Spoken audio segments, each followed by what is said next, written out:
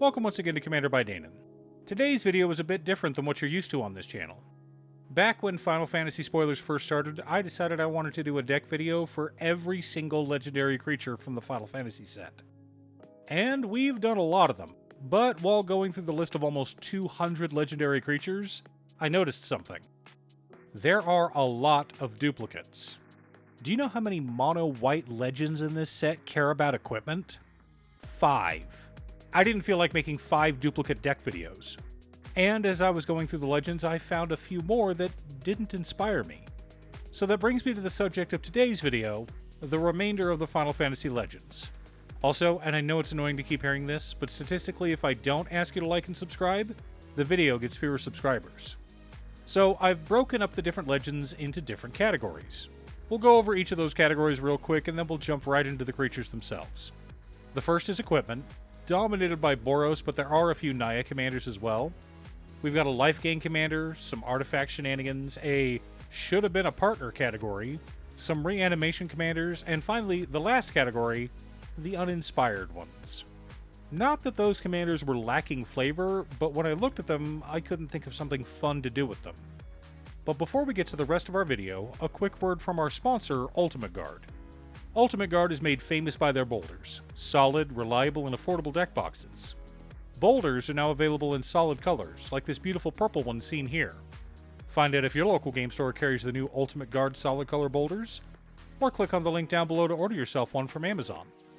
Oh, one more quick announcement before we get started. I'm streaming on Gaming with Danon as well as Twitch. Sometimes I'm building Commander decks, other times I'm playing Final Fantasy XIV, but you're always welcome to pop in and talk about Commander. Honestly, about half my streams are talking about manga, anime, or Commander. Most of these are Boros, but we do have a few with green in their color identity. Aldebert Steiner is one of the main characters from Final Fantasy IX. He's got a good heart, but not much upstairs. He gets bigger the more equipment we control, so if he's leading your deck, you want a bunch of equipment. Barrett Wallace is one of the main characters from Final Fantasy VII, but gets kind of shunted to the side in the wake of the most infamous love triangle in the history of JRPGs. He deals damage based on the number of equipped creatures we control, so you'll want to run both creatures and equipment. Or equipment that creates a creature when it enters. Next up, Beatrix Loyal General is one of the most well-loved characters from Final Fantasy IX. She allows us to equip a creature we control without paying the mana cost, but only at the beginning of combat on our turn. So you'll want to run a lot of equipment in your deck. Firion, Wild Rose Warrior, is the main character from Final Fantasy II. He gives equipped creatures we control haste and copies of equipment whenever that equipment enters, but we have to sacrifice the copy at our end step. Copying equipment can be fun, but we'll need a ton of mana to make use of it all, even with the reduced cost. Freya Crescent is a Dragoon from Final Fantasy IX, which is why she has flying on our turn. Additionally, she can add mana that can only be used to cast or activate equipment. So, she also wants equipment. Lightning Security Sergeant is the main character from Final Fantasy XIII. She doesn't necessarily care about equipment per se, but she does care about dealing combat damage, so I felt she belonged on the list. Rauban, Bull of Alamigo, is a beloved NPC from Final Fantasy XIV. He allows us to attach equipment onto attacking creatures. Sid, Free Flyer Pilot, has the foulest mouth in the history of Final Fantasy. We thought Barrett had a potty mouth until we met Sid. He allows us to return equipment or vehicles from our graveyard to our hand. So he's a little more unique than the other commanders on this list, but not by much. Cloud ex-Soldier is the main character of Final Fantasy VII, so people think he's popular. But in my experience, he's not as well loved as Sephiroth. Anyway, we can equip Cloud for free whenever he enters, and he draws cards based on the number of equipped attacking creatures we control, and we can make a treasure if Cloud's power is 7 or greater. So we'll want to run both creatures and equipment in his deck. Meanwhile, Cloud Midgar Mercenary tutors up a piece of equipment and causes triggered abilities of equipment attached to him to trigger twice. So you'll want equipment with triggered abilities. Cloud Planet's Champion, the third Cloud on this list, also cares about equipment. You'd think we'd get something different between the 3 printings of Cloud, but no dice. Giot, King of the Dwarves, cares about equipment and dwarves. Oh, he's from Final Fantasy IV and commands the dwarves from a castle or from his tank, so you'd think he'd be a vehicle commander, but I guess not. Red 13 Proud Warrior is one of the animal mascots from Final Fantasy VII. He cares about modified creatures, in other words, equipment or encounters on creatures. So you do have a bit more options with him than with the other creatures in this section. Sephiroth, Final Hero, also cares about modified creatures and even makes clones of himself. Anyone with a cell counter becomes a 7/5. Yuffie, Materia Hunter, allows us to steal an artifact and attach an equipment to her. She has ninjutsu, which is rare in Red, but that still wasn't enough for me to want to build a deck around her. I'm still mad at her for stealing all my materia. Finally, Zack Fair can be sacrificed to protect another creature. He also moves any counters on him or equipment to another creature. This is because Cloud is really Zack. Sort of. It's complicated. Personally, since so many of these commanders care about both equipment and having a board full of equipped creatures, I'd recommend building a Naya deck led by Cloud X Soldier, fill it full of these legends from across various Final Fantasy games, add a bunch of equipment, and just have fun. But I already did a Boros equipment deck and a mono red equipment deck and couldn't bring myself to make 16 more. Not exactly a big category, as we only have Aerith Gainsborough on this list. She's part of the love triangle in Final Fantasy VII, and since she's clearly best girl, gets killed off by Sephiroth. Because you have to kill off the best girl. Regardless, I have more fun with life gain decks when they're ores off instead of mono white. Ashe, Princess of Dalmasca, is one of the main characters of Final Fantasy XII.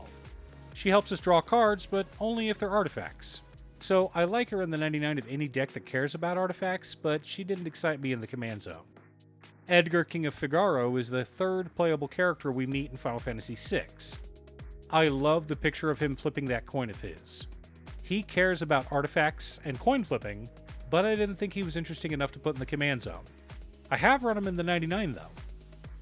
Grahatia is an NPC from Final Fantasy XIV that we meet during the quest to unlock the Crystal Tower, and eventually becomes much more important later on in the series. He allows us to draw cards when an artifact or creature we control dies, but only once per turn. Again, something to feature in the 99, but I wasn't interested in him in the command zone. Feng, Fearless Lassie joins with Vanille, Cheerful Lassie to form Ragnarok, Divine Deliverance. But if we want to do that, we have to have Vanille in the command zone. Otherwise, our deck won't have the correct color identity. Interceptor, Shadow's Hound should be the partner of Shadow, Mysterious Assassin. I mean, it's in the name after all. Though if they wanted to be silly, they could have partnered him with Realm instead. Finally, the three from Final Fantasy I Holiday Theme Box, the Destined Black Mage, the Destined Thief, and the Destined White Mage. You can totally build decks around these three, but they're meant to be a party led by the Destined Warrior, which is why I didn't make videos of these three. Cyan, Vengeful Samurai, cares about creatures in the graveyard and bringing them back from the graveyard. He's also one of the playable characters from Final Fantasy VI, a game full of great and lovable characters. Elena, Turk Recruit, lets us bring back a historic permanent from the graveyard, and grows whenever we cast a historic spell. Mono-white historic is a viable archetype, but I generally prefer multicolored decks. Joshua, Phoenix's dominant, transforms into a saga that deals damage to our opponent, then reanimates a bunch of creatures from our graveyard. This could be fun, and I do like Phoenix decks, but I think we have better Phoenix commanders out there.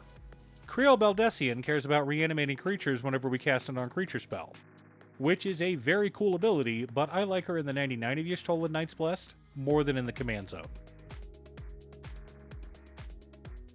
The remaining creatures have committed the sin of being boring. Well, not so much boring as uninspired. Take Cloud of Darkness, for example. Okay, she kills a creature when she enters. I stared at this one for a long time, but could never figure out what kind of deck she should lead. Kata and Luzu could be a combat trick deck, or just be in the 99 of a combat trick deck. They're a budget way to protect a commander. Auron, Venerated Guardian, exiles creatures whenever he attacks. Okay, what kind of deck should he lead? Banon, the Returner's leader, may be a good mill deck, but if you're wanting this effect, the entire Lorehold school from Strixhaven has better options. Bugenhagen, Wise Elder, is just big boy tribal. Mana ramp and card draw are always nice, but again, I think I'd prefer to put this in the 99 rather than in the command zone. Kate Sith Fortune Teller is one that slipped by me, admittedly. A patron mentioned they have a delightful Chaos deck led by Kate Sith. Clive, if Freed's dominant, is one that I stared at for a long time and could never decide what kind of deck he should lead. Diamond Weapon is, again, kind of boring in the command zone. Garland Knight of Cornelia isn't as interesting as Garland Royal Kidnapper. I mean, if you're wanting a graveyard deck, Surveil is always a way to do it that isn't just mill, but mill is faster. Gladiotus Amacita could be interesting, but we've made landfall decks on this channel before. Go-Go Mysterious Mime is a copy effect, which tends to work better in blue. Also, I'm not an expert in copy decks, so I'm not sure. Hagdigger Shinra Executive wants to run a ton of soldiers, preferably under his command. Ignis Scientia is another landfall commander. But if you're in Simic and making a landfall deck, there are much better options for your commander. Comrie Valiant Guardian is a Simic commander that cares about putting +1/+1 counters on creatures. He does a lot of other things, but he relies on your opponents having creatures, which is fine if your pod plays a lot of creatures. Lord Jiskel Guado cares about clue tokens. Owaka Traveling Merchant lets us remove counters to draw cards. I like him in Saga decks, but not in the command zone. Professor Hojo wants us to run a bunch of activated abilities and even makes them cheaper.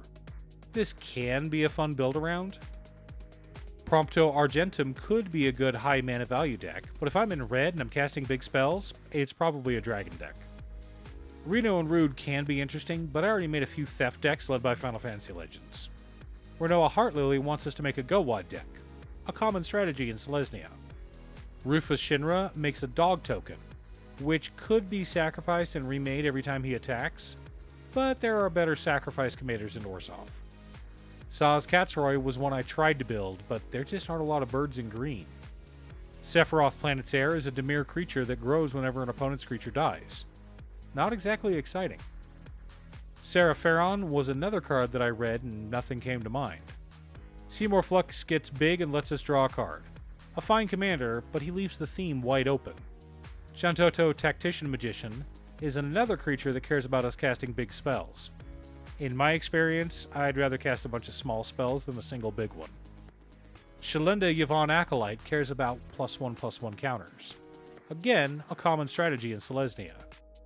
Siegfried, Famed Swordsman, cares about having creatures in the graveyard. A self-mill deck or reanimator deck. Or you could go for something Voltron-esque, making him unblockable after milling enough creatures to make him a 21/21. Sin Unending Cataclysm is a great game ender, but if he's in the command zone, you ruin the surprise. Snowvilliers can lead another go-wide deck. Tataru Taro draws a card and makes treasures, something every deck wants, but I wasn't sure what kind of deck she should lead. Thancred Waters is a great protection piece, but I felt he better suited being in the 99 rather than the command zone. Colorless decks are tricky, and the Warring Triad is no exception. There are colorless mill options, but I prefer to use this card as a mana rock. Titus, Yuna's Guardian, leads a great pre-constructed deck, and I didn't feel the deck needed to be upgraded or modified. All of the pre-con decks were so great with their unique art and wonderful themes that I just left them alone. Tifa, Martial Artist, is another commander that cares about high-powered creatures. She could be a great commander, but if I'm building Naya big creatures, I'll just build Gisheth. Torgal, a Fine Hound, leads a dual Kindred deck, and those are always hard to build.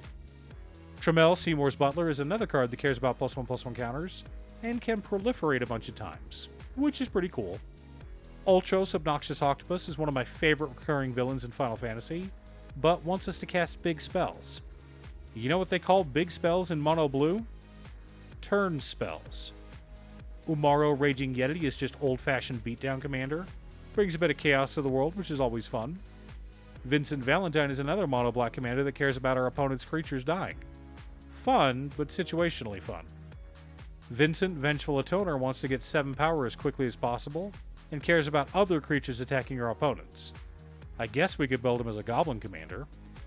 Waka, Devoted Guardian, is yet another Selesnya commander that cares about +1/+1 counters. Y'shtola Rule could be interesting, but this type of effect is something I enjoy more in the 99 rather than the command zone. Yuna, Grand Summoner, is a nice friendly version of Chulane Teller of Tales. So if you've got a Chulane deck that your friends hate, try swapping in Yuna to the command zone.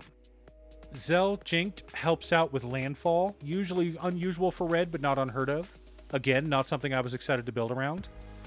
Renoa Angel Wing could lead an angel deck or a mono white flyers deck, but we already have commanders in that space. Amarant Corral, a Gruul commander that cares about attacking? Okay.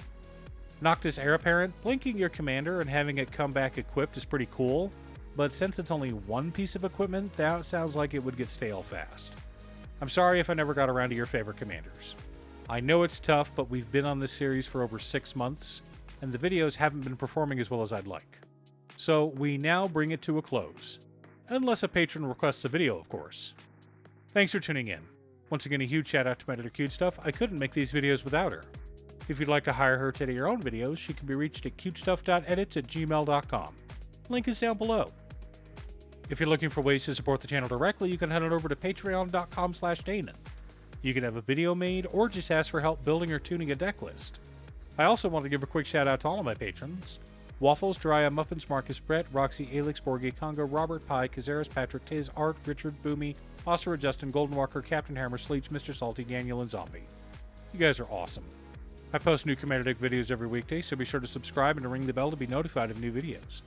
Again, thanks for watching, and I'll see you all again next time on Commander by Danon.